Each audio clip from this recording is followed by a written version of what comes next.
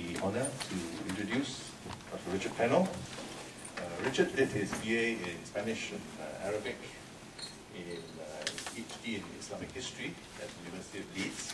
He's currently at the University of Melbourne in the Department of History. And you see that he's the Al-Tajr lecturer in Middle Eastern and Islamic history.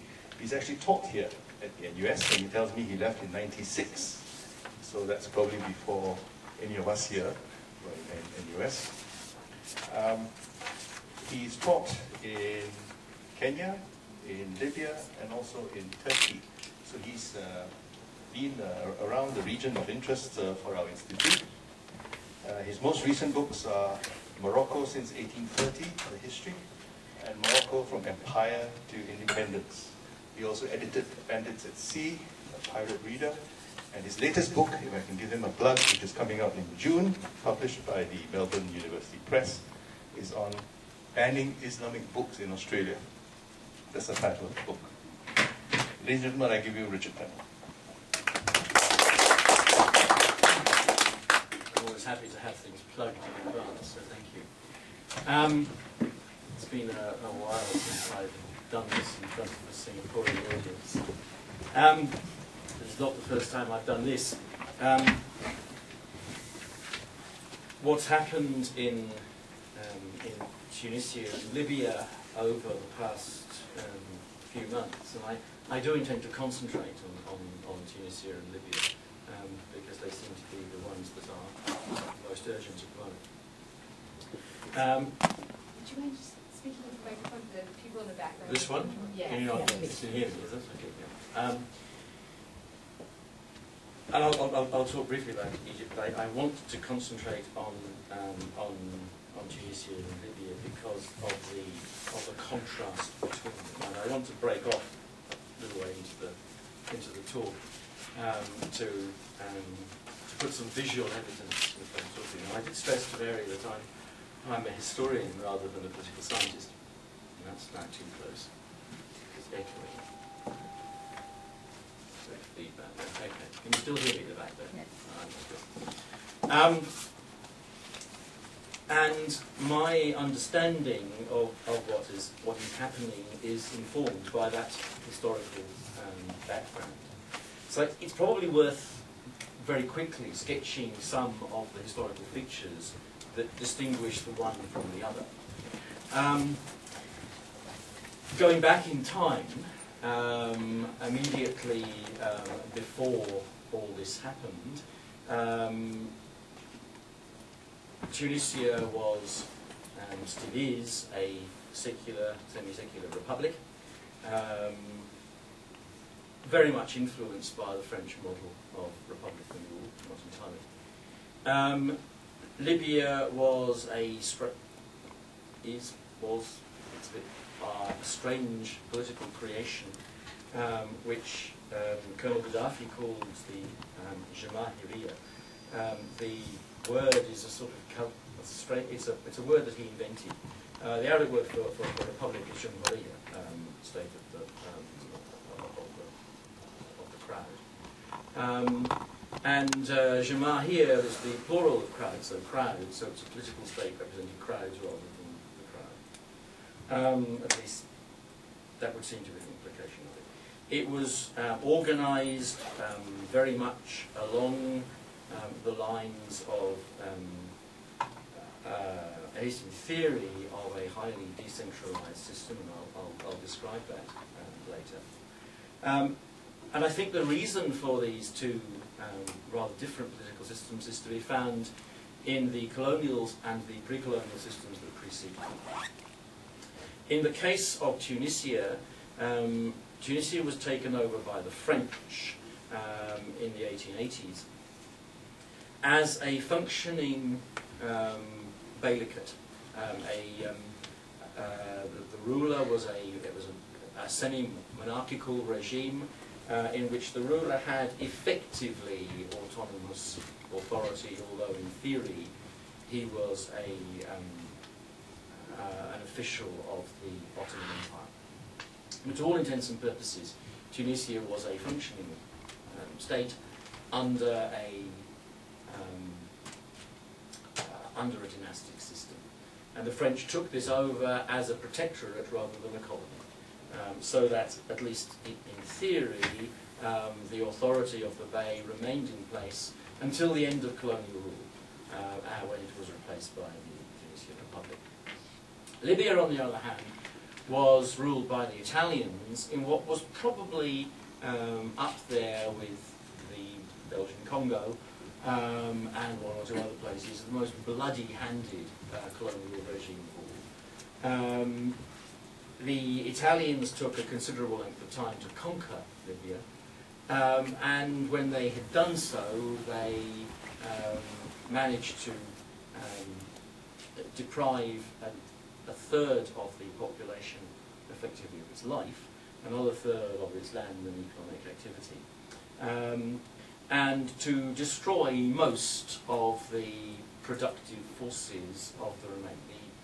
The figure for the destruction of livestock was in the 90% mark. This was an extraordinarily brutal imposition of colonial. And at the end of it, the Italians were removed by the Second World War, and at the end of it, the British and the French combined to make Libya independent as the poorest independent country in the world. It had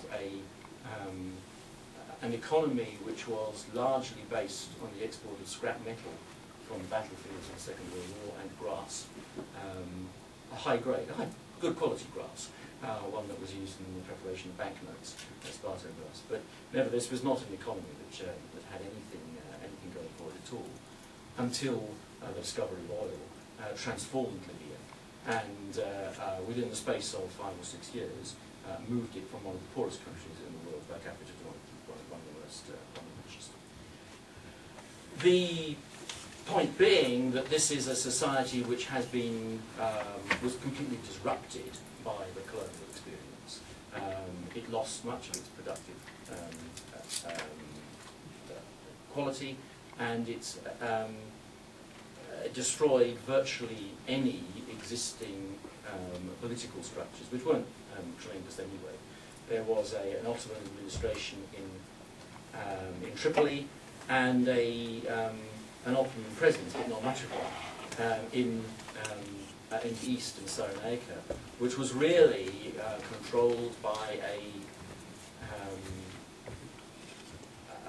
religiously defined dynastic family, the SYNOPSIS, who drew their legitimacy from their captaincy of a religious order, the Sanusiya, which was the religious order that used its mobilizatory powers to oppose the Italians in the 1920s, and opposed them with great effect under a minor Senussi leader, a man named Mullah Mukhtar. And that family was then taken over by the British in the early 1950s and imposed upon the new Libyan state as the ruler. But this wasn't a legitimacy that was conferred really by anything much outside Cyrenaica, apart from the fiat of a power. The real structure of Libyan society, both in the colonial period and in the pre-colonial period, centered around a tribal structure, using it in the sense of the word qabila, a structure in which power was organized along genealogical lines, along magnetic lines, in an effort to divide the country up among the countryside, making it sound like it's green hills. It's not. It's largely desert. Libya has no surface water. But a tribal structure with its sub-clans and lineages, and the spreading of administrative and control authority through that hierarchical system, in one area, paralleled by the same system in another area, paralleled by the same system in another area. That was the basic structure of the society. Now what I've done is to work backwards. And I work backwards because I think that the most coherent explanation of what is to be found in Libya and Tunisia is to be found in those very long-term continuities between societies where there is a long-term state presence and societies where there is not. And Gaddafi is the product of a very large and very important tribe, the Qaddafis, which managed to garner a certain level of power and authority, particularly during the creation of the royalist state in the military. But really, these long-term questions are quite significant. And one of the examples, one of the demonstrations of this, is what has happened in Tunisia and Libya judicially since the rebellions began. In Tunisia, with the expunction of the expurgation of the Ben Ali regime, the Tunisian state officials rolled it up and charged it in Tunisian courts. Large numbers of Ben Ali's supporters, members of his family, although not him himself, he escaped to Saudi Arabia, have been arrested and charged in Tunisian courts, and Ben Ali and his close relatives have been charged in absentia. So there is a feeling that there is a legal structure which exists. The charging of Qaddafi and his family are to be found in the international court, the international criminal court, rather than in the national courts. And I think that is sort of the evidence about the difference between the two. In both cases, I will argue that family is crucially important, that there is a dynastic system of rule in both Tunisia and Tripoli, and that this lay at the basis for the destruction of the regimes. Elliot Abrams was on the BBC World last night, or I was switching from channels and caught this, and he made a remark which went something like, I carefully noted it down and bring it with me, of course, read something like, Tunisia was a fake republic, and if it wants to be a real republic, then that's fine. But monarchs are around, and they stay around. And he was drawing a parallel with Morocco and the states, the remarkable states of the Middle East. But that idea of a fake republic is I think, quite wrong. It was a real republic, but it had been had its institutions vacated centrally by a family, and I want to look at that as well. I want to begin, though, by starting with Tunisia. I want to make the point that the initial disturbances in that led up to the overthrow of Ben Ali were not necessarily what you expect. You expect the rising to begin, at least I always do. They expect the rising to begin in the capital city, in a big place. Tunisia, that didn't happen. The initial disturbances were regional, then they spread to Tunis, and they spread through the secular state that Bourguiba set up in the 1950s. And it was the periphery that came in to the centre and brought down Zain al-Abidin Ben Ali, despite his posing as a liberal democrat and his wife's posing as the great muse of Arab feminism. The economic conditions, which were much worse in the periphery than they were in the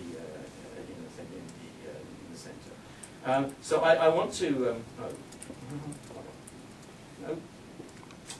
Turn that off and go down. Summer 2010, riots began in Ben Gardan in the southeast of Tunisia. I'll show you these places on a map in a moment. The 17th of December, a man named Mohamed Bouazizi, a seller of market produce in a small town in one of the regions of Tunisia. He was unemployed. He was unable to pay bribes to the police for selling his stuff, and after several times after his barrow being confiscated and he protested, he was struck in the face, slapped in the face by a police officer who was a woman. And this was, pretty awful stuff for an unemployed Tunisian man. And he saw no way out except to pour petrol over himself and set fire to it. He didn't die immediately. He was taken to hospital by some teachers who were working in a school nearby. And the teachers' union at the base level in Tunisia is radical. It's got a very strong left-wing basis. And if you look at the history of protests against the regime in Tunisia, the role of the left has been consistently very important. And they carried with them other left-wing trade union units, the health and the postal workers.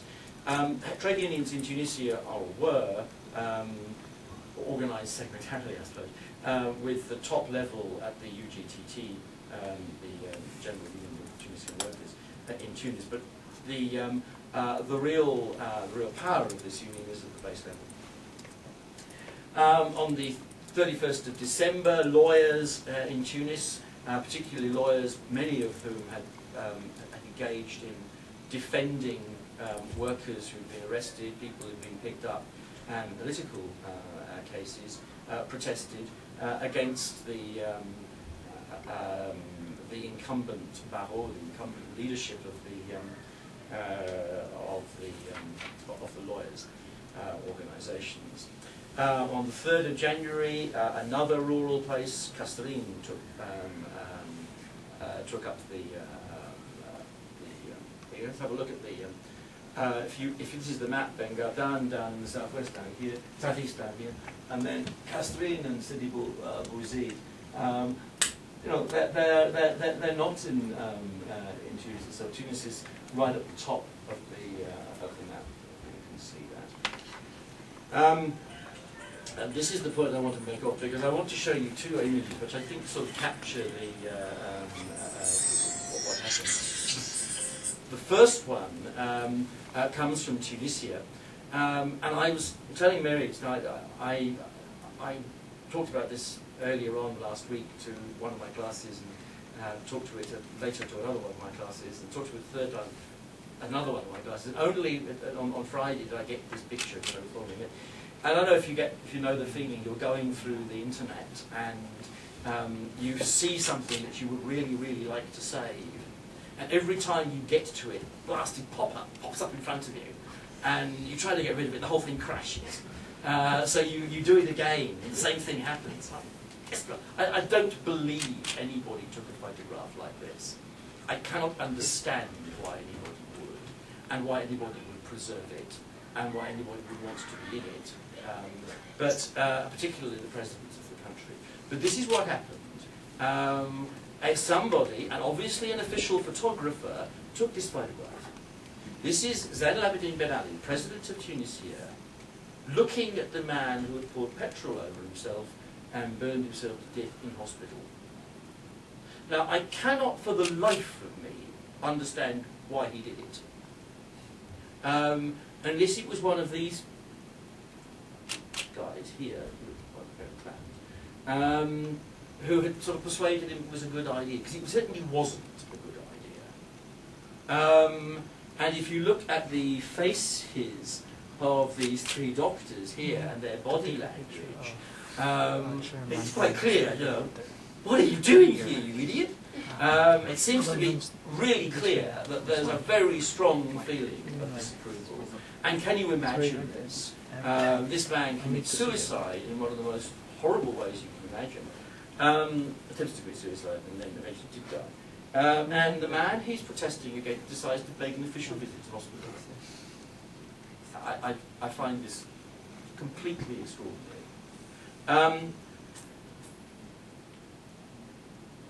I say I find it completely extraordinary, except that a week or two before, the BBC came up with a thing which is now on YouTube, fortunately, because I had some older technology. My mum videotaped it on a VHS videotape.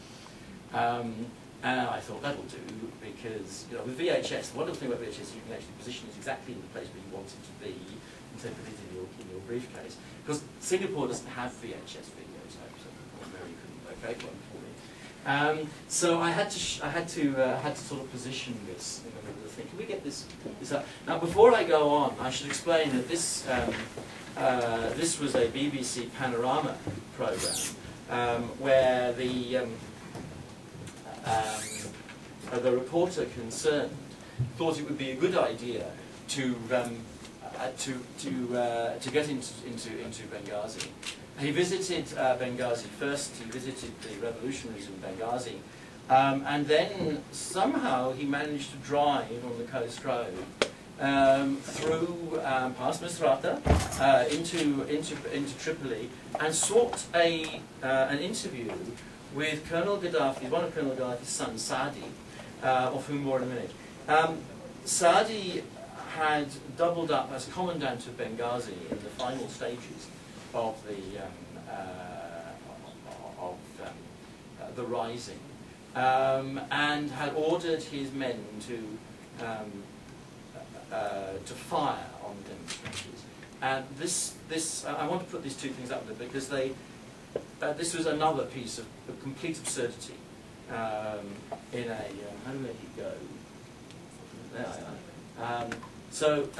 For reasons known only to Saadi Gaddafi, he decided to hold the interview in the lion enclosure of Tripoli Zoo. Go.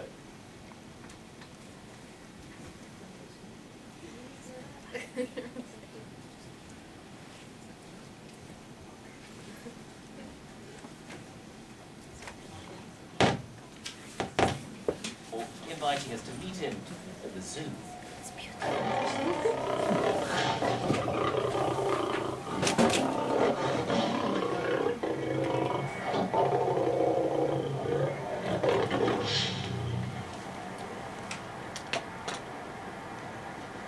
Saadi, I mean, he owns all these lines, but there's one he's particularly fond of, which is in the cage just over there, but he's very keen on wildlife.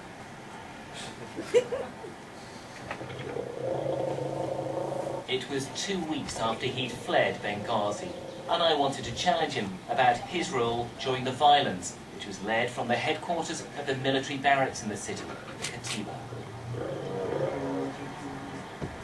You have a special relationship, don't you, with Benghazi? Because you're commandant, aren't you? My father sent me, in the beginning of the crisis, sent me to go to talk with the people there, to see what their demands are. And then they started attacking the Katiba and the police stations, and then they took the weapons, so then I have to leave, because it's very unsafe. And who were these people who were attacking the Katiba? The fundamentals. Did you go to the Katiba as well? I understand you were there. Yes, because we have a house there. And did you address the soldiers at all? It's not a supply job. I think somebody must have given orders for the soldiers to shoot at some stage. When those guys, they came with the weapons, they want to attack the Katiba. Of course, they were going to get in and they will kill the soldiers. So they have to defend. But they haven't got any weapons, these protesters, at that point, have they? They're just shouting and making a lot of noise and throwing stones. No, they have weapons. Yeah, there's shootings. It was a semi-dangerous situation in Benghazi. The testimony from inside Benghazi's military barracks firmly implicates Saadi Gaddafi for giving the orders. When Saadi Gaddafi said this to you and your colleagues, how did you react? Did you all say, yes, we will do it, or did people say, no, no, this is a bad thing? The response was Allah Akbar, Muammar in Libya, And everyone started cheering. I'm not saying the whole army did that, but the ones surrounding him, most of them belonged to the Gaddafi family and their supporters. And that last line, most of them belong to the Gaddafi family and their supporters, is the sort of the framework of what I want to say. Are we okay there? Yes. Okay. Well, I want to quickly go through, and it was after this this visit that the UGTT, the main trade union movement, decided slightly to join in Tunisia. A general strike began on the 14th of January, and President Ben Ali, 13th of January, President Ben Ali was fled to Saudi Arabia. The regime crumbled very quickly. It was a secular state. It had a long history of a republican movement, but a secular state with a one-party state, not a democracy. Bourguiba, who overseen independence from the French in the 1950s, put in place a land collectivization movement in the 1960s, one which was not very successful, as land collectivization policies generally weren't. And he moved quite quickly to a more liberal, more capitalist economy, which excited considerable left-wing opposition in the 1970s and 1980s, because people in the countryside got left out. And there were a series of street fights and rebellions in the 1970s and early 1980s. But they were left-wing ones rather than ones inspired by an Islamic movement. The Islamic movement did exist, and it picked up a bit after 1979 with the Iranian Revolution. Rashid al-Khanouchi, whose Harakat al-Islami, the Islamic Trend Movement, or EMTI, using its French initials, was set up in June 1981. And if you look at its objectives, it talks about the revival of the Islamic personality of Tunisia, the rejection of international paternalism, the rejection of foreign influence and social justice, of which only one of those objectives is identifiably Islamic. The rest of it fits quite neatly with the social protests that had gripped Tunisia before. Ghanouchi's new party lasted a month. He was arrested in July 1981, and Bourguiba then decided that the way of taking the sting out of the Islamist movement was to have what he called multi-party elections.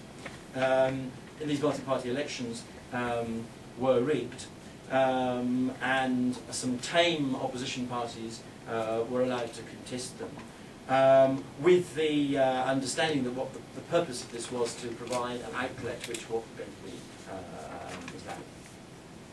More Islamists were arrested in 1983, but this, this was not really the answer, because there was still a very strong street protest movement complaining about price rises, complaining about living conditions, complaining about unemployment through the early 1980s. And it was in these circumstances that Zain al-Abidine Ben Ali, former head of the National Security Force, who had signally failed to stop a rising in 1980 in Gafsa in the Cilician south, a rising which was backed by the Libyans. He'd been sent off as the result of this failure to be an ambassador in a minor European country. I double-checked, it was Poland. I thought for a while it was Portugal. It was a minor European country beginning with P, if you understand. Not something that really wasn't very important. But he was brought back in 1986 as Minister of the Interior, as a man who would brook no disobedience, and promptly arrested Ghanouchi again. In October 1987, he became Prime Minister, and in November 1987, 1 month after becoming Prime Minister, he persuaded a team of doctors that Habib Bourguiba's brain tumour, which was real, was so severely incapacitating as to make him incapable of running the country, which is probably true, announced the constitutional mechanisms for removing an incumbent president who was incapable were put into effect. It was described as the medical coup. And Bourguiba was confined to a palace in Monastir, his hometown, for the rest of his life. In considerable comfort, it must be said, but without any influence at all. Ben Ali started out with great promise as being the person who would keep to the rules, he would bring the constitution into force, he would make it a real democratic system, and people whom I know now as having been arrested by Ben Ali in his later years were very enthusiastic about him and wrote public letters saying this was the great step forward for Tunisia, that he was going to be the liberal experiment in Tunisia. He preserved the constitutional proprieties, there was an amnesty of political prisoners, the opposition papers were allowed, the State Security Court was abolished. And yet, the military tribunals were used instead of the State Security Court to deal with political prisoners, and there was very little prospect of people being defended there in them. The civil courts had very, very tight limits on what they could do. There was very tight control of dissent, and when the MTI rebirthed itself as the Renaissance Party, and tried to take part in the elections in 1989, he was disallowed. Ben Ali's electoral history, which we'll look at in a moment, is pretty shonky. The rigging of elections was right. And there were a series of threats to Ben Ali's authority between the 1990s. Ben Ali was re-elected several times, and as I said, the electoral policy is worth looking at. There is a picture of the great man. This is a very recent picture of him, as in the case of all good dictators. The picture is a very old one, so that he looks young. People won't realise he'd been around for such a long time. I think it's worth having a look at the presidential elections in 2009, when there was theoretically, at least, a multi-party system. President Ben Ali got 4,238,711 votes. The next largest candidate got 236,000, and you have to ask how that came into being. This is what happened in the Legislative Assembly elections, when the RCD, the ruling party, got 84.59% of the vote, 161 seats in Parliament. The Social Democrats got 16 seats and 4% of the vote. The Party of People's Unity got 12%, and a smattering of other parties got a handful of seats. Again, as you can see, this was not clearly, this was done with by arresting anybody who posed a serious threat. It is a long history about this. If you go back through the 2004 presidential elections, you see the same pattern. The president getting 4,202,000 votes, and the next largest getting 167,000 votes. And a similar pattern, 87% of the electorate in the Legislative Assembly election on the same day, 2004. And if you go back far enough, you find President Ben Ali actually being elected unopposed, with 99.71% of the vote, people voting in favour of him. One does wonder where the other 2.8% actually were, and what happened to them. Tunisia has always seemed to be the economic success story. Poverty was much less than in Tunisia and the other North African states. The economic growth, which was was quite advanced in the 70s and 80s. It did decline in the 80s and early 90s, and unemployment in an agricultural country, of course, unemployment rates are hard to gauge, but it pushed it up to around 15% of the official rate. There was a very high expenditure on education.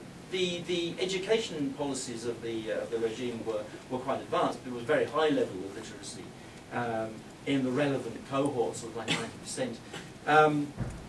The GDP picked up again in the early 2000s, but it was very patchy, and the strike of taxi and truck drivers in April 2000, people in the transport industry suggested it was very much the same sort of proposals. One of the things about Ben Ali is his family, and particularly his wife, whom he married in 1992 when he was 3 years into the presidential term, having divorced his previous wife. Leila Trabelsi, as Tunisians love to tell everybody, was a hairdresser, a very attractive woman, and a very powerful and very intelligent woman, but certainly not a woman with a high traditional standard of education. She also came with a considerable baggage in the court in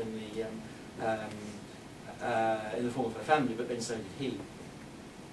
Leila Trabelsi erected herself as the voice of Tunisian and Arab women, and of Tunisian and Arab benevolence, projecting herself as a sort of forward-thinking, modern figure, one who was able to present a face of Tunisia as being a modernising, liberal sort of place.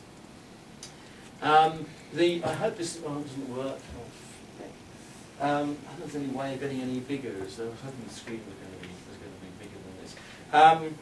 I'm sorry, you're going to have to download this and pull this up. It's a very large family. If you take on this side, this is Leila Trabelsi here, and here are her this is her brother and her various nephews over here, and her various children over here. If you could actually see this, and you give it a whirl, if you can get it any bigger, yeah, that'd be great.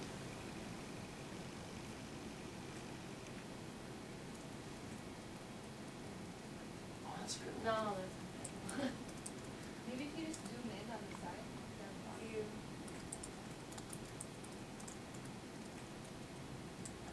It's getting better. The other thing that I thought of, it's not strong enough, is it? Is there a way of just clicking on function it? in the lower right-hand corner that you can try. I don't know if it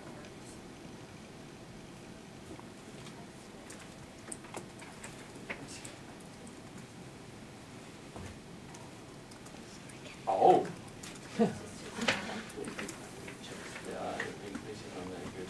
Okay, well, I think I can actually read this. So let's okay. What you have here in the Tunisian side of the family. I'm sorry, I will try and get a big blow up for you at a later stage. You can distribute it to the fascinated masses. If you look at this. You'll see that there is a quite extraordinary preponderance in it, not people occupying political posts, but people occupying economic posts. The Ben Ali children married things like the people who headed up major banks, the Carrefour and Renault, Peugeot dealerships, some big multinational software companies which then set themselves in position to write the software for the National Health Service in Tunisia. So everything locked together. It was a system that worked extraordinarily well for putting the Trabelsi Ben Ali family into positions of economic power. And they made an enormous amount of money by doing it in that way. They relied very, very strongly on a very small group of security officials, including the head of the Presidential Guard, who played a minor role in the overthrowing of President Ben Ali by organising his escape from the country. But the vast bulk of the Tunisian Republican bureaucracy was eventually discarded from any strength of power. Anybody who's been looking at WikiLeaks and the Tunisian thing with WikiLeaks knows that there was an extraordinary interview by the American ambassador to Zahra al-Matari, who is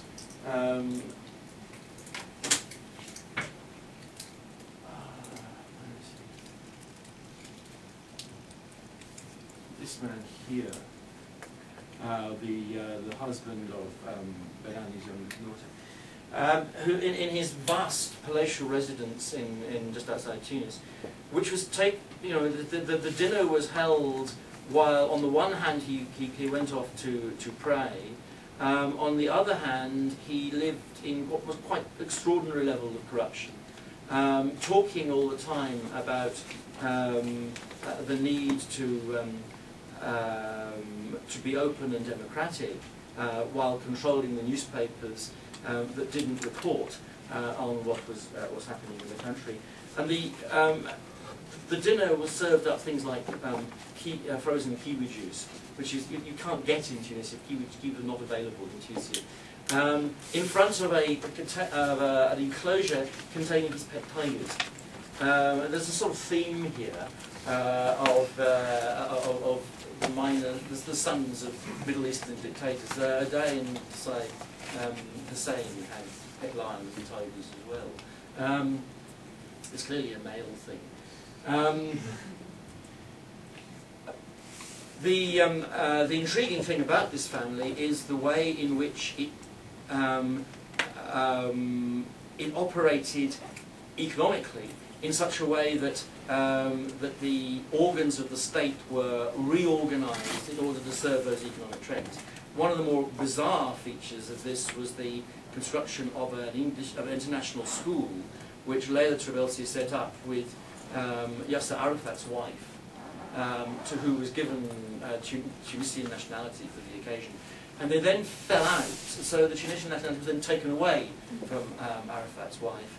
And Arafat's wife then gave this extraordinary interview to the American ambassador, saying what was going on in the presidential palace, with a rather sad picture of Zain al-Abidin Ben Ali, who was now in his, we bought it in 1938, so you can work it out. He has a 5-year-old child by Leila Trabelsi, running around the palace after this child saying, "Would you please play with me?" Now, whether this was true or whether this was Arafat getting at her old rival is unclear. But nevertheless, the story circulated, and it seems all the way through as though the Trabelsi family were characterised as the rot at the centre of the Tunisian regime. And these are some of the offspring. In Trabelsi, Hassan Trabelsi was noted for a very high level of corruption.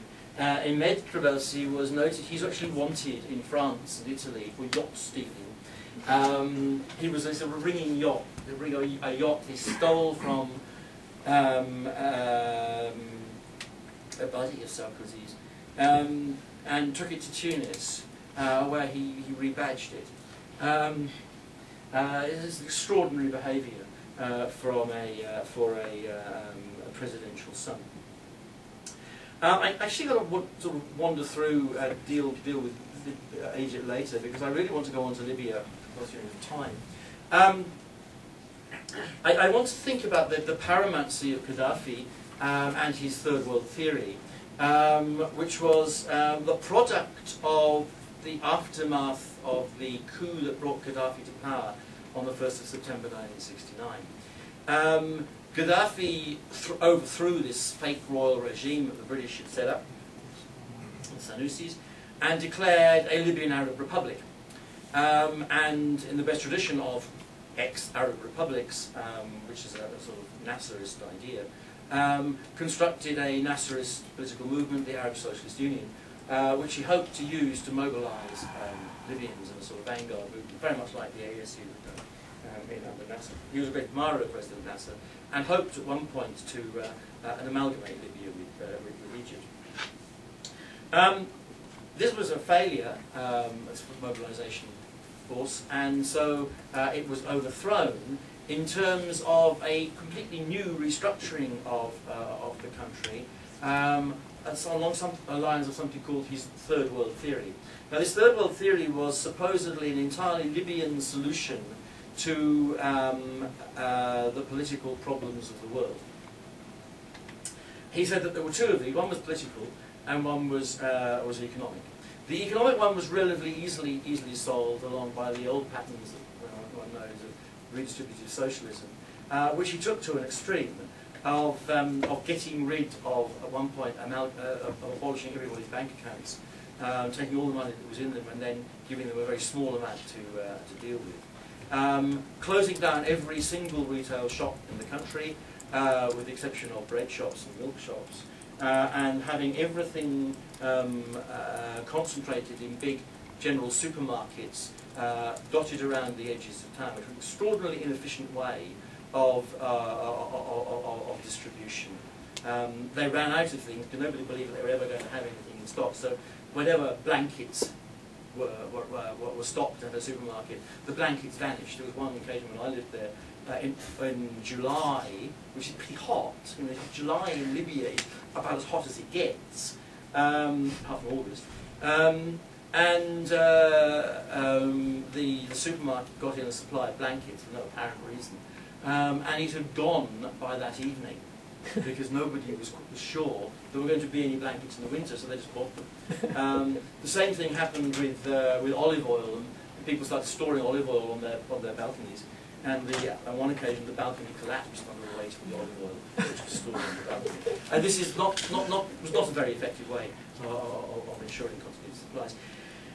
Gaddafi's major contribution to the political thing was that his idea, the solution to the problem of democracy was committees. That committees would be elected at base level, and these committees would then elect from them people to popular congresses, local revolutionary committees, people's committees. I'm sorry. And then the representatives from them would be raised up to the General Popular Congress at the centre. His reasoning behind this was that if somebody is elected in a normal parliamentary system, they are no longer representative of the people, but they become a representative of a party or a member of parliament, and that this destroys the link between the individual and the person that's elected. Representation, Gaddafi said, is the denial of democracy. What you need is committees. Committees everywhere. The Shan fi kul makan. This sort of is the thing that fills my heart with dread. But we can have a picture here. I think of it.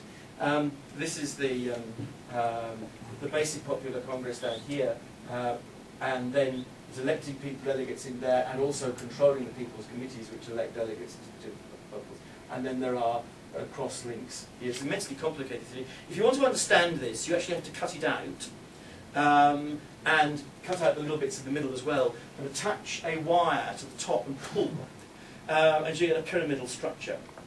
Now, what in fact you get, if you get that, is a reproduction on a countrywide scale of what's happening down here. These basic popular congresses were elected on a tribal basis. The Qaddafis were elected. There's a very fine book by a man named John Davis, which nobody reads anymore, which describes in detail the electoral process in Ajdadia in the late 1970s, and the way in which the various bits of the tribe made sure that their bits elected the right people to get into the basic popular congresses. How this differs from representative democracy, I was never able to understand. No, I mean, you asked people, and they all got embarrassed. And they shh, don't talk about that, because the whole thing was actually overseen by unelected revolutionary committees, which are self-appointed or rather appointed by other politically minded people to oversee the work of these basic popular congresses and make sure they didn't stray from the line too much. John Davis did a picture of it like this, turned it on its side, the local committees and the national committees, and if you actually turn it back, you see the same sort of pyramidal structure. Opposition to Gaddafi in the early years was fairly muted because this provided an extraordinary level of control. The American Air Force bombed Tripoli in 1986 to make sure that Gaddafi knew that he was unpopular outside. It was not a tremendously coherent piece of foreign policy. He didn't remove Gaddafi, it simply made him more popular. He was able very much to use his internal control and the enormous money that was generated by oil to make sure people stayed in place. Opposition really only began with the Libyan Islamic fighting groups in the 1990s. Some of these were people who returned from Afghanistan, and indeed there was a very prominent member of Al-Qaeda, a man named Alibi, who was extremely high up in the Al-Qaeda organisation.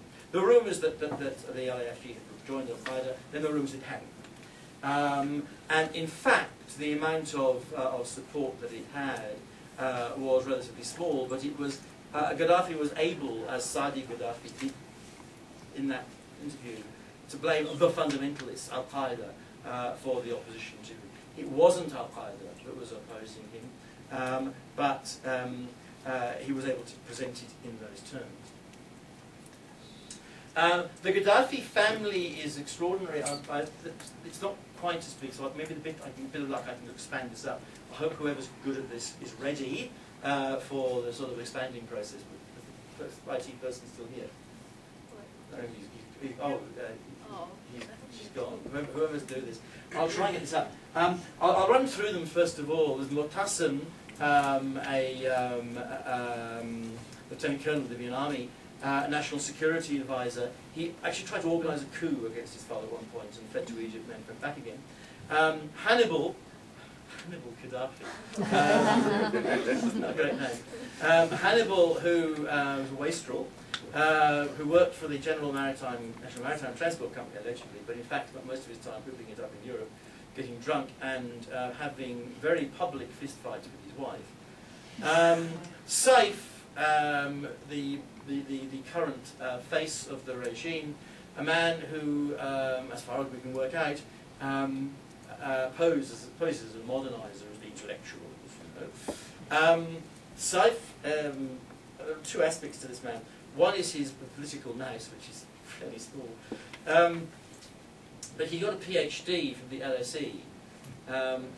Whether he actually wrote the PhD for the LSE is extremely doubtful, but somebody wrote it for him, and it's now been suggested that it was extensively plagiarised. He was also involved in the machinations of the Libyan Investment Authority.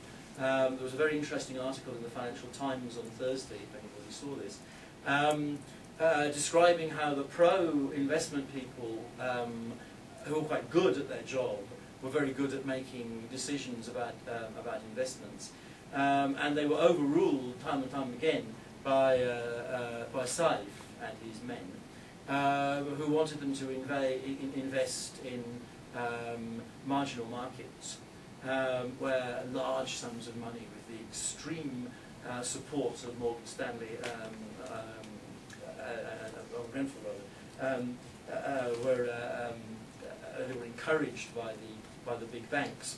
The Royal Bank of Scotland was equally involved. He put the Royal Bank of Scotland after shenanigans a couple of years ago, would have worked out this was not a good idea. But Saif was this modernizer who understood the international financial scene as well, and stuffed things up monumentally. Saadi, the man we saw interviewed, was also a footballer, and was involved in the attempt to get a North African venue for the World Cup, as a member of FIFA's governing body until quite recently. What's going on here? Was also on the Libyan Olympic Committee. So incidentally was one of the sons-in-law of President Ben Ali, who was also on the FIFA Governing Council, and was removed a couple of weeks ago. Finally, there is Gaddafi's only daughter, Aisha, a woman of spectacular beauty, and she's a pretty classy number. Memorably described, she was also somebody who dabbled in. She was a lawyer. She was on Saddam Hussein's defence team, which was not awfully successful. But she was not someone you crossed lightly at all. She is apparently extremely unscrupulous. She was described extremely well by a rather cynical Libyan expatriate in London on the BBC as quite literally drop-dead gorgeous. If we can actually have a look at this, if you look at this this family, there is Miss Hannibal and his wife, who seem quite honestly to be well suited to each other. Aileen Scaff is a Lebanese Christian model, with whom he had a series of fights in hotels around Europe when both of them were drunk. Leaving aside Hannibal, who is completely irrelevant to the Libyan system, there is Saif, there is Khamis al-Qaddafi. Saif is the political enforcer. Khamis, commander of the 5th Brigade in Kisfana. Khamis is one of the hard men. Muqasim is one of the others. Saadi was given a military position, quite unlike Tunisia, where the corrupt family were involved in financial shenanigans. This crowd are involved in military shenanigans, and that's sort of one of the essential differences between these two regimes. And there is Aisha looking statuesque.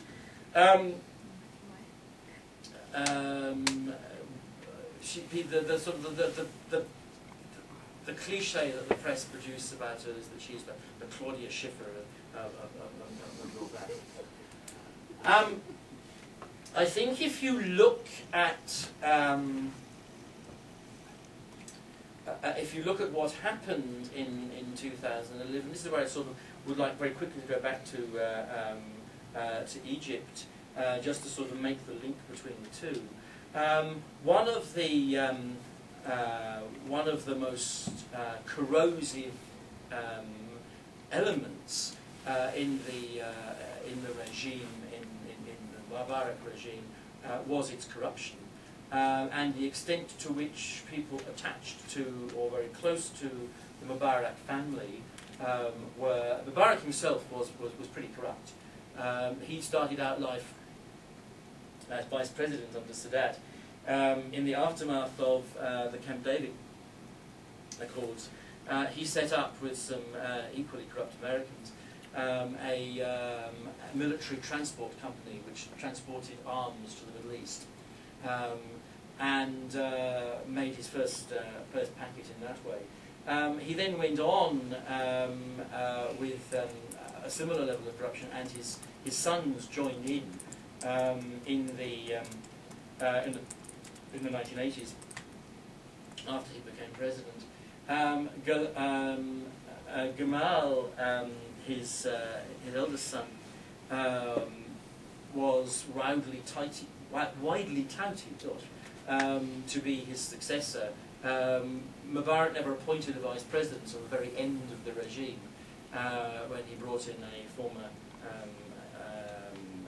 intelligence cop to become vice president.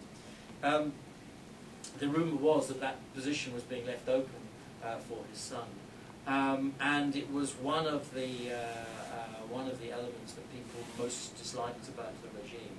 But again, you see in Egypt a republican regime which was quite capable of taking over, and the military, which had guaranteed that republican regime, did in the end move against the presidency. It started with Tunisia, with the riots in Tunisia. It spread to Egypt, into an already tense situation where there were strikes in the textile industry. There were strikes in other parts of the industrial base, and it then spread into riots in the periphery, in the south of Egypt, in Upper Egypt, in Port Said, and in the Delta, before it spread really into Cairo and into those monumental demonstrations which you saw in Tahrir Square.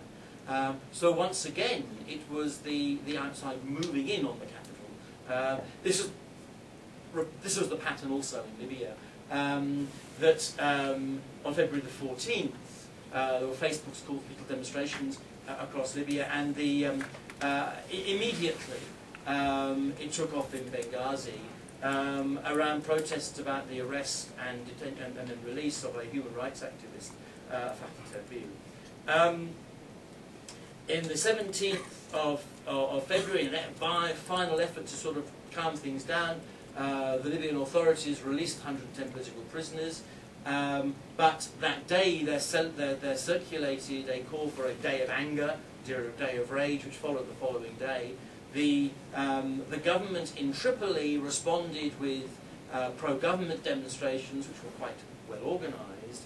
The Benghazi protesters were attacked by the security forces, and those demonstrations in Benghazi spread to Al-Baida and to Ajdabiya, two Cyrenaican towns, and then to Libya's third city, Masrata, where they're still going on.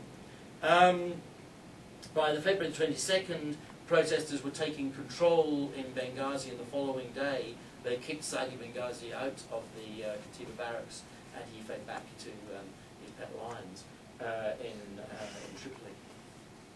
And it's from that point that you see the standoff in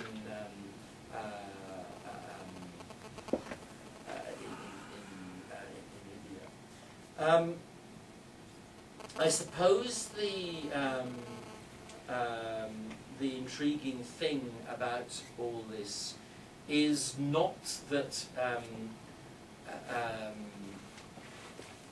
that what happened in Tunisia caused what happened in Egypt, which caused what happened in Libya. That's nonsense. What happened in Tunisia when it was shown that Ben Ali could go, chimed in with demonstrations already existing in Egypt, and it was at that point that the protest movements got going in Egypt. They sort of hotted up and spread into the capital, and it was once Mubarak had gone that it spread into Libya. So what I'm arguing for is an understanding of the way these things lock together, but also in the way that they parallel each other. That you haven't got a single movement. There is no Arab Spring as such. I'm a skeptic about the Arab Spring. What I'm convinced of is that that people seized opportunities and made moves as they saw one regime falling after another. I don't think there was a concerted movement. I think there were a series of separate movements, and that they are inexplicable in terms of Tunisia and Egypt, and inexplicable the way they turned out in terms of the different ways that those countries developed. stop there. Is that okay? Yes. I think I won't join Richard up there. Best position to answer your questions are there. We have about 45 minutes. If you'd like to identify yourself and ask the question. Hi, sorry. I'm an NUS undergraduate and an intern at the Middle East Institute. My question, I would like you to comment on the role that the rise in food prices actually had in this whole thing. Because if you see on a global scale, the rise in food prices caused this anti-corruption campaign in India, and there are grumblings about it in Singapore too. So, what kind of a... Yeah, I think that's quite an astute question.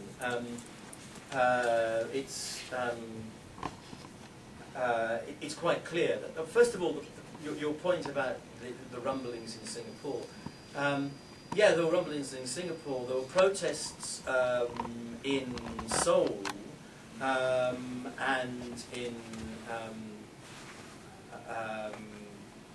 in Bolivia, using what was happening in Tunisia as a sort of symbol of what was going on, which is another sort of example of things working in parallel. And I think you're absolutely right. I think the global rise in food prices, which has been going on for a bit now,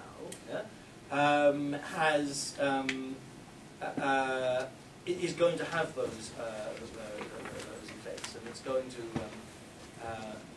to cause those sorts of protests, which is why I am also suspicious of explaining this in religious terms. I think if you look at it in, there's some sort of Islamic revival behind what happened in Tunisia. I just don't believe that. And I don't think it's explicable in those terms in Libya either. I think that there are certain elements in Libya which have a very strong religious belief, but I don't think that's it's organised Islamist movement in those senses. But I think economic factors and the incompetence of governments to deal with them is very apparent. It's the same thing, in fact, underpinned what happened in Algeria, which did lead to an Islamist movement. But they are explicable in economic terms. I quite agree.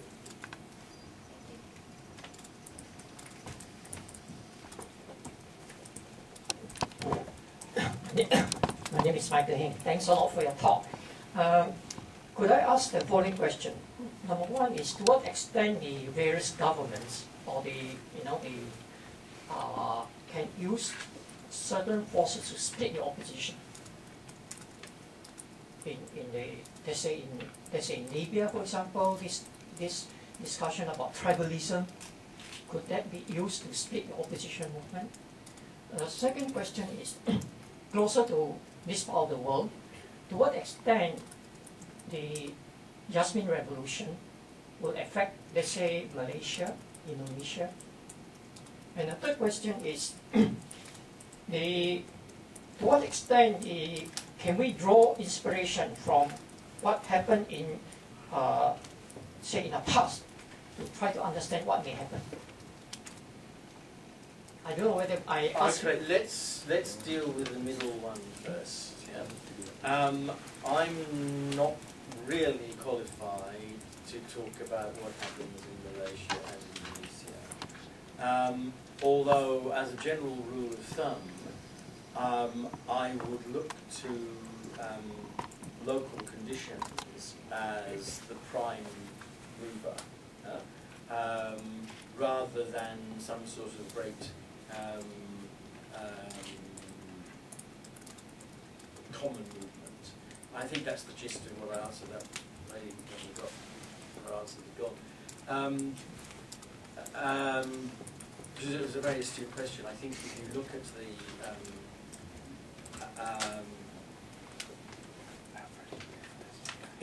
the economic conditions that are underlying it, I think you go back to those over and over again. I think they are the major forces. As far as tribalism is concerned, One doesn't know, to be blunt. Tribes are not necessarily loyal to their members because they are segmented. And the classic anthropological description of a tribe has the various segments in opposition to each other. And that they come together to oppose outside pressures, but within them they are highly segmented. So these can be unifying structures, they can be destructive factors as well. What they do to provide is a mechanism for people to communicate with each other, for people to mobilize levels of support. And I think there is a very strong feeling in the eastern side of Libya, which is as tribal a structure as it is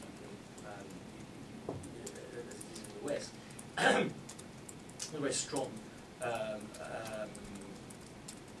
feeling that people in our region have been decapitated, if you see what I mean, politically, and that the mechanism that has been used has been the rise of Qaddafis in particular. Gaddafi has, to an extent, married some of his daughters among, married some of his sons among the offspring of Qaddafi families.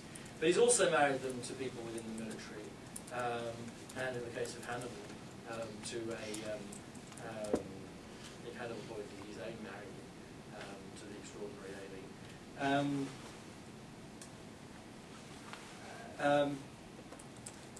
I think they can be both integrative and destructive forces.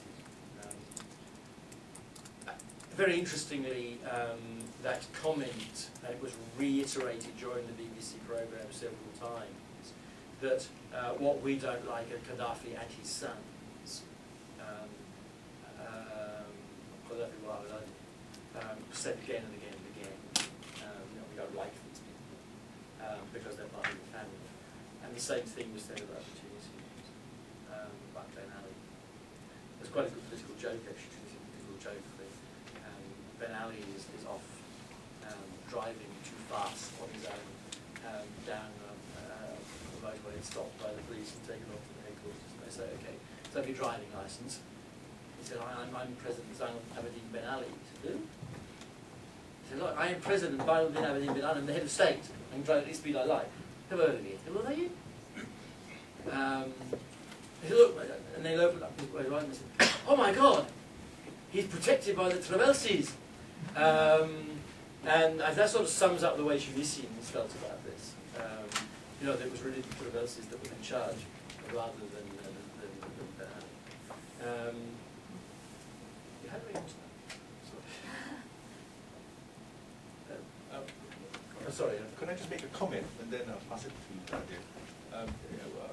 We have a colleague in MEI called Dulcie who's recently suggested to those who are keen on toppling Gaddafi that they should not rely on defectors from the government. They should really look at tribal loyalties and go from there. That's really where the power shifts. One of the differences we see between Tunisia and Libya, of course, is the longevity of the Gaddafi and the rather quick way in which Ben Ali exited Tunisia. Now, the differences, if you look at it from a historical perspective, could you explain it by reference to the fact that Gaddafi is operating within the historical traditions of Libya and therefore is hanging on to power in a well-recognized and understood way?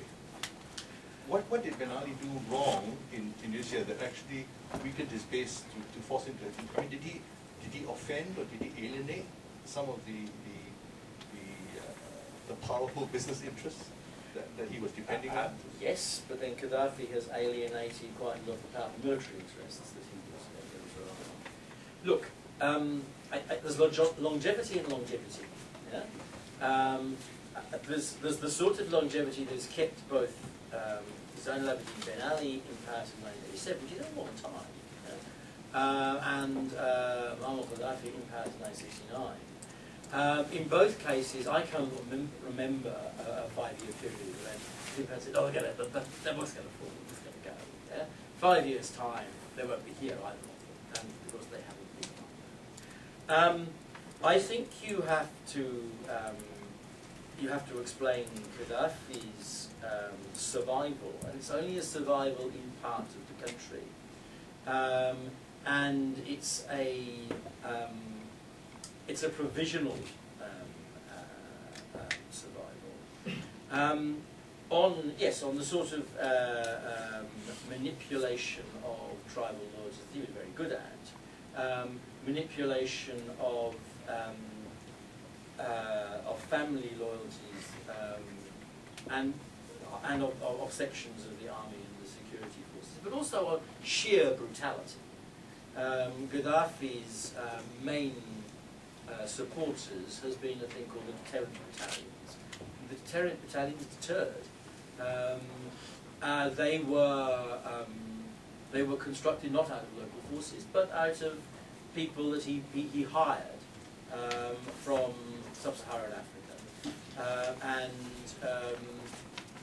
behaved in the most vicious way because they had nowhere else to go.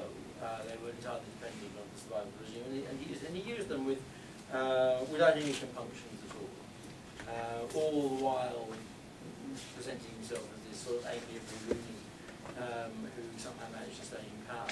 Of course, he's mad, you know. But the idea was that this guy was mad. Mad people don't stay in power. What did Ben Ali do wrong? Ben Ali married the wrong woman. At least this is a moral lesson for any aspiring politician. Marry the right husband or wife. But he really did. He divorced the previous wife, who was part of the military elite in Tunisia. His first wife was the man who actually, her father was the man who brought Ben Ali up through the ranks of the officer corps.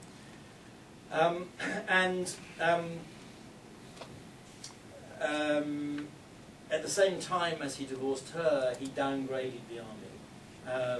The army didn't have as many helicopters as the police force did, for example. It wasn't much of an army, and really it was discarded. And so they were relying on a police force which had links with the communities that was policing, and eventually, when ordered to fire on the demonstrators, the police refused, because they realised not that they had any love for the demonstrators, but they realised their own position was at stake. They had to back them.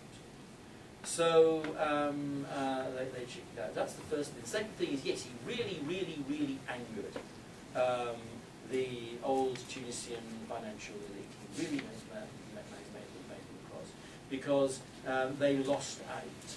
And at the case of the school, the other side of getting the school set up was the demolition of a very successful school in Tunisia, which had been the main international school for a long time. The Tunisian elite kept its children there, and it was closed down because it provided competition to the Ben Ali, the Trabelsi Arafat institution, and that made people very, very angry, because it symbolised what had gone wrong. So people who had been part of the old elite, they were deprived of access to it, and that caused. He married to an extent. He married daughters into it, but by and large, it was a pardoning elite, and that really did make people angry. So yes, that's quite a way. Thank you. I have a couple of questions. One is sort of a question of nomenclature, and the other one of strategy.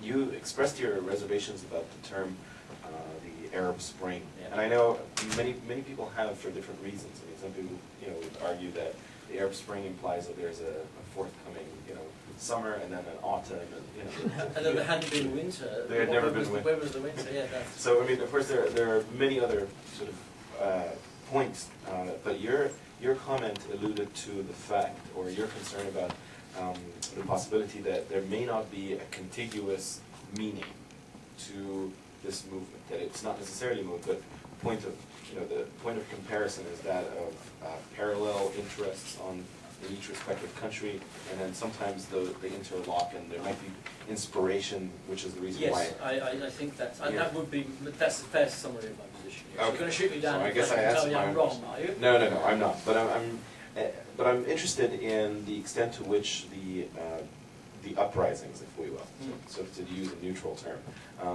if the uprisings have sort of a common underlying thematic outside of the domestic sort of intonations, the kind of thing that explains why people have been protesting in Egypt in support of the Syrian revolution, or the Bahraini, uprisings, or in various other. Or the people in capacities. Bolivia have been supporting. There were these extraordinary placards. I have some somewhere, but not here. Sure. Of people in Seoul standing up, calling for the overthrow of Muammar Qaddafis. Mm-hmm. Right? Seoul. Who would have thought? The people demonstrating in Bolivia at the same time, and that's I think there's a common consciousness of what's going on there. You don't think that there's a pan-Arab element involved in this? I mean, take for instance the march to borders with Israel, Palestine, and the breaching of the border in Syria. Of course, there are national sort of strategic decisions on the part of each respective ruler to facilitate or withhold. But I mean, you've got 15,000 Egyptians trying to march to Gaza and being prevented by the police and the military police authorities at Ismailia. So, I mean, I'm not disputing that there is a feeling of they're doing it over there. Why like a common destiny, if you will. But a common destiny, no. I don't. I see that there's a sense of inspiration, as you put it. That's a good word. Yeah? There's a common feeling that that you're there's change in the air, and I'm willing to accept that as well. And I think the parallels that have been made with Eastern Europe in the late 1980s are quite interesting, because in each case you look at those things coming together, but you look at the causes within each of those states. Poland is not Romania, and this I think is one of the things that's that is so frequent in the Middle East and North Africa, is the extent to which you and I dragging you in. I imagine you've got a sort of analyst type cap that you wear. Yeah? Maybe not. Okay, I'm sorry. It must be analysts in the room. We are actually surprised by what happens. Astonished by Saddam's invasion of Kuwait in 1990. I mean, and everybody was. I remember reading about this and thinking, what on earth is happening here? And yet you look at the newspapers at the time, and it was quite extraordinary. All the newspapers were talking about anything but an Iraqi invasion. There was one article in the Financial Times, a day or 2 days before the invasion from Victor Mallet, in which he said, I've just been up to the border, the Kuwaiti border with Iraq, and they have got all these tanks on the border, and they are going to invade. There is you don't put all those tanks there without invading. They are going to do it. He was the only person who got it right. Everybody else was astonished. We all sort of fell over backwards and like, oh my God, we got it wrong. Yeah, I would say that the other people got it right were the Kuwaitis. Yes, yes. And they were frightened. Yeah. They were frightened, They were frightened. and they were able, if you look at how quickly and how efficiently they were able to move their wealth out of Kuwait Yeah. before Saddam came in, Mm. it's amazing, because they actually protected their wealth. And they survived as a result. And they survived as a result, and they were ready to move back in when I don't think anybody else believed.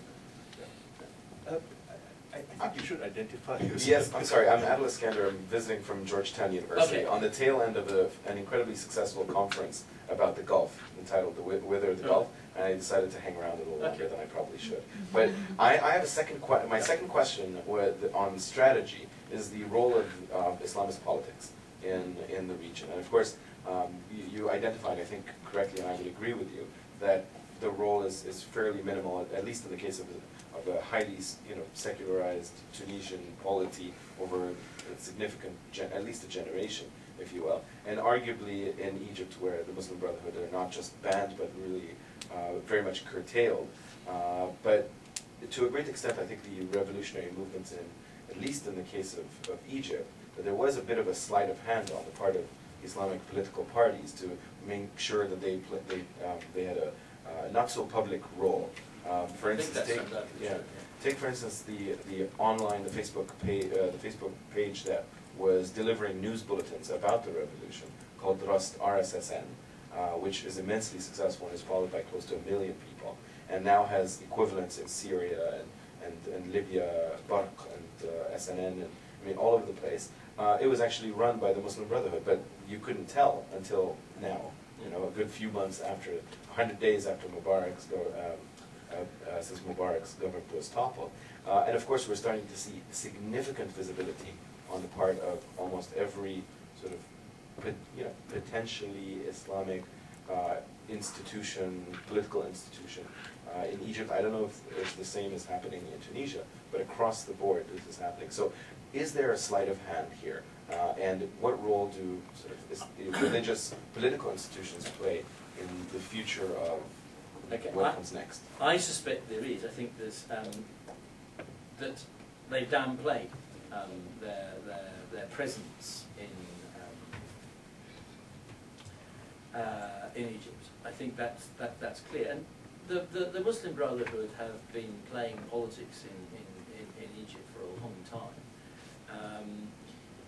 And they've ultimately cooperated with the Wafd, and they've got themselves elected as independents into parliament and so forth. So they're quite used to this. One has to ask whether or not the reason for this is an appreciation that they do actually need to, in order to see the sort of things happening that they want to see, to actually pull back. That they can't win on their own, if you see what I mean. That they need to bide their time and play their hand, because they're not as popular as they could be. And I'm sure that they're very able men and women, and they're very perceptive about the political society that they're operating in. And those are perfectly reasonable calculations for them to make. I don't see a huge Islamist presence in Tunisia. There are perfectly devout individual Muslims who are involved, and that the idea that you've got a third of the protesters in Tahrir Square praying together in the same direction. Well, I'm surprised that figure is so low. Because there are plenty of devout Muslims who don't necessarily want to see an extremely radical Islamist state. And I think the same is true of Libya. Quite interestingly, there was fairly early on, there was an interview on CNN, I think, but I might be wrong. One of those new broadcasters, with the son of Umar al-Mukhtar, the man who led the resistance to the Italians in the 1920s, 30s, who was hanged by the Italians publicly. Italian rule, I suggest, was fairly gruesome. And his son was interviewed. His son was a very elderly man and a very sick man, clearly.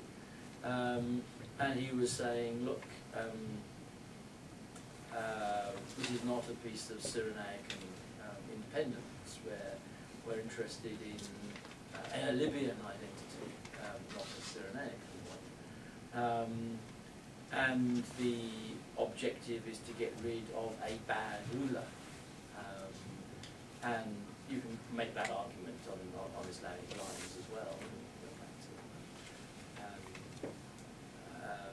It's a long tradition of getting rid of bad rulers.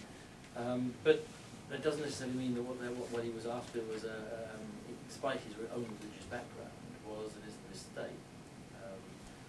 And he would, given his background in the Southern Syria, would not fall well with people like IFG, life and rule.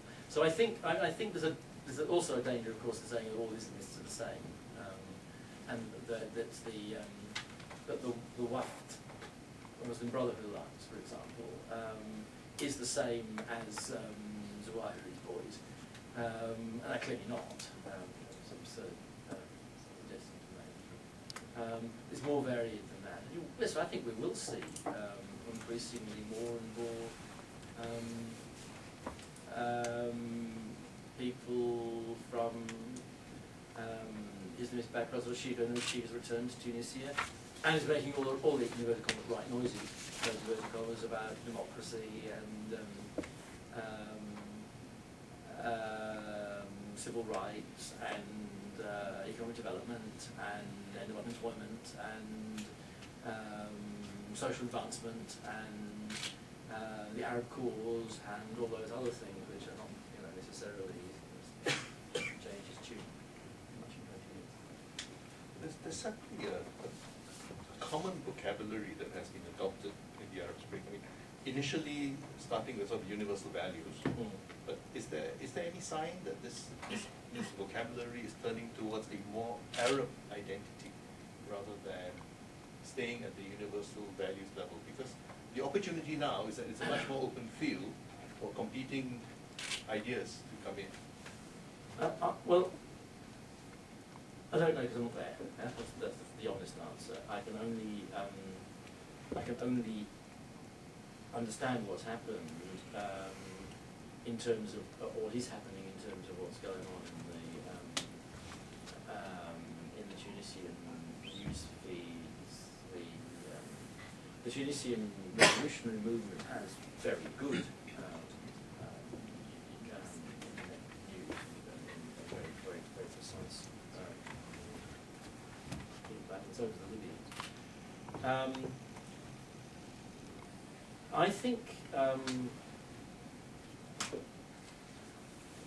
both regimes, both opposition movements are talking in terms of law and democracy and social freedom and so forth. They wouldn't they? Because that's what the tyrannical governments were against. Whether that's a thought out common vocabulary, again, I doubt. I think those images are there for the taking. They're so obvious. They're so obvious images. They're such obvious language. Well, it's precisely because it's there for the taking. Yeah. But is there room for a pan sort of regional idea to take root? Is this going to turn into an Arab nationalist movement? I'm still wedded. I mean, next week I'll be completely wrong because I'm a historian and a political scientist, and so I bow before political scientists' better instincts. But even from a historical standpoint, I mean, the fact that the borders have been drawn by the colonial powers to a great extent, and there is sort of a permeability, the permeability of these borders now, and the sort of the redefinition of identity. Do you think that is overstated? You think it's overstated? Yeah. Even the I Libyan border that really looks like a do. box? I really do. I mean, I think the bits that go down into the desert is the straight lines. Yeah, and straight lines are jokes. They have no.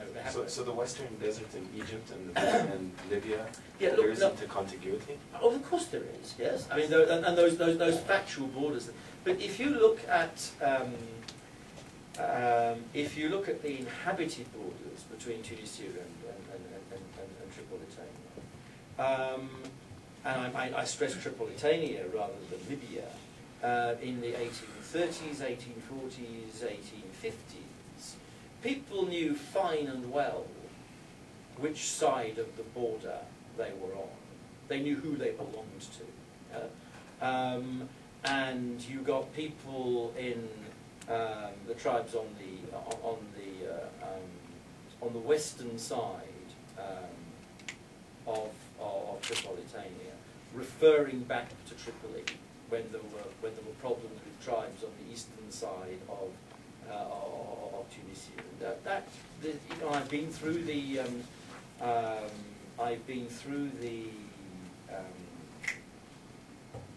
archives, the Tunisian archives, for that period in Tunis. I haven't been to the Libyan ones, but it's absolutely clear that if you look at the correspondence between those tribes along that frontier and the Tunisian side, they knew fine well where the boundaries were and who was on what side of them.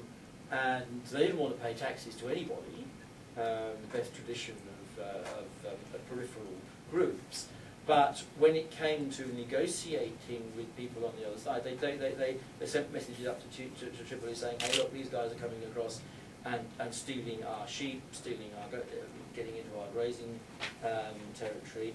Sort it out with the people over in Tripoli, and the letters went backwards and forwards.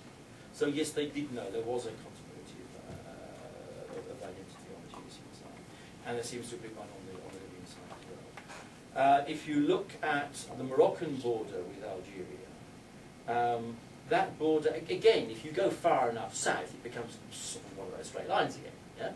But if you look at that border in the 1840s, before the French actually conquered the western side of Algeria, and you looked at for example, when the French invaded in 1830. People from the border town of Tlemcen. You know what Tlemcen is? Yeah. Tlemcen is on the Algerian side of the Moroccan-Algerian border. People sent a delegation to the Moroccan Sultan saying, we want to become Moroccans now, because the central power in Algiers has been overthrown. And he, with the slightest interest in getting into a far fight with the French, decided this was a really bad idea. And he sent back a letter saying, no, you are Ottoman subjects. You are not Moroccans. You have made an oath of allegiance to the Ottoman Sultan. You are his people. You fought it out with him. Yeah? And they sent another letter back saying, but the Ottoman Sultan's representative have been overthrown in Algeria. There is no legitimate authority. We now want to put yourselves under you. And this eventually panned out with him sending a remarkably unsuccessful military expedition to support people in Tlemcen, and the first of the really big defeats by the French in 1844, which was sort of the moment when the Moroccans realised that they were going to lose it. So I'm not happy with that. It's all a colonial construction. I really am not. The question is what's in Algiers in the middle. But if you look at the history of Algeria, it's always been sort of sandwiched between a relatively centralised, relatively clear authority in Tunis and a relatively decentralised but relatively clear authority in Morocco. There's a sort of bit in the middle which wavers quite remarkably. And the same is true in Libya. where the urban population is really quite radically divorced from the desert population. But again, those desert tribes on the eastern side, we're talking about the Libyan frontier, their allegiance was to the Sanusiya. And the Sanusi didn't have much, or as much influence on, in Egypt as it had in what is now eastern Libya and far down into the Sahara. So I'm really not convinced by the colonialist argument. It's very attractive because it's nice and easy to explain, but I don't think it really works. Sorry. That's okay. Yeah. We have a gentleman here with a question. Hi, Prof. Hi. Yeah, sorry. My name is Augustine, and I'm an undergraduate student at Faculty of Arts and Social Sciences at NUS. I study political science, but I'm really appreciative of your explanation of historical peculiarities of each individual revolution. But as a political science student, I'm really more interested in the question of what's next. And everybody's asking, after these revolutions, then what? I think you mentioned in your lecture something about dynastic rules and how these